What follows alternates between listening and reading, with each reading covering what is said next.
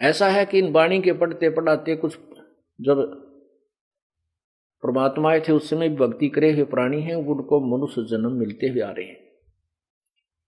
तो कहते हैं बीचली पीढ़ी हंस नहीं तरही, जैसे पहले वाले तो अनपढ़ थे, अपने पूर्वज अशिक्षित थे, अक्षर ज्ञान नहीं था। इन चतुर लोगों ने परमात्मा की अमर वाणी को ऊपर नहीं आने दिया, और लास्ट में कति कृत घनी हो जाएंगे। कलयुग के लास्ट में लोग कति भक्ति तक विमुख हो जाएंगे। ये 1000 वर्ष तक ये स्थिति एक बार संभलेगी, और फिर इसके बाद कई हजार वर्ष तक इसका असर थोड़ा थोड़ा रहेगा, इतनी गिरावट नहीं आएगी। लास्ट में जाकर के तो बहुत कृत घनी कलयुग में लोग हो जाएंगे। उसका वर्णन गरीबदास जी ने किया है, कभी आपको पढ़कर सुनाएंगे।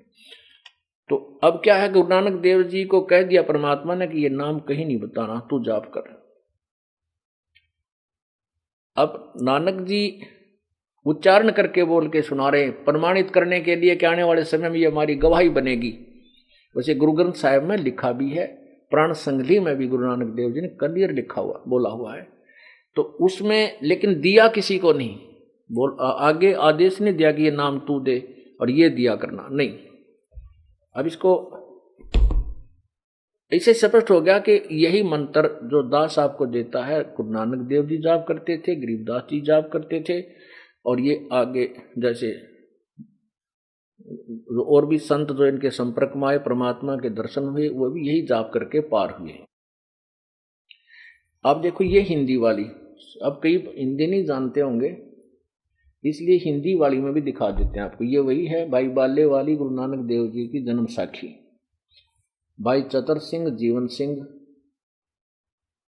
सिंह अमृतसर से छपी है। इसके प्रश्न नंबर 559 पर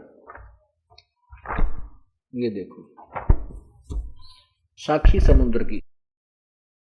एक दिन मर्दाने ने कहा, हे महाराज, मेरा मन चाहता है कि समुद्र में जो लंका है वहां का भ्रमण किया जाए। गुरुजी ने कहा, अच्छा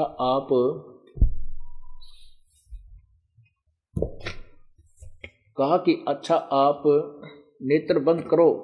जब मैं और मर्दाना नेत्र बंद किए तो अक्षण के बाद पीछे खोले, तब हम लोग गुरुजी के साथ महान समुद्र तट पर विराजमान थे, खड़े थे। तब गुरुजी कहा कि तुम लोग समुद्र के जल पर वाहेगुरु जाप करते हुए पैदल ही चले आओ।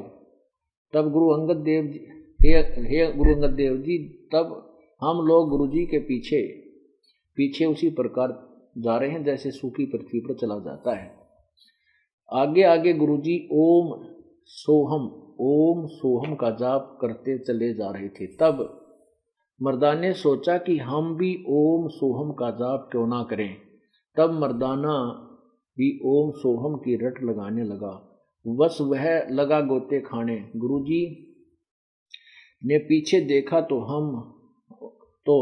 हंसकर कहने लगे, मर्दाना, शिष्य का धर्म है कि वह गुरु के बताए मार्ग पर चले, इसलिए तू वाहे गुरु ही जप, तेरा उसी में कल्याण है। जब मर्दाना ने वाहे गुरु नाम की रट लगाई, तब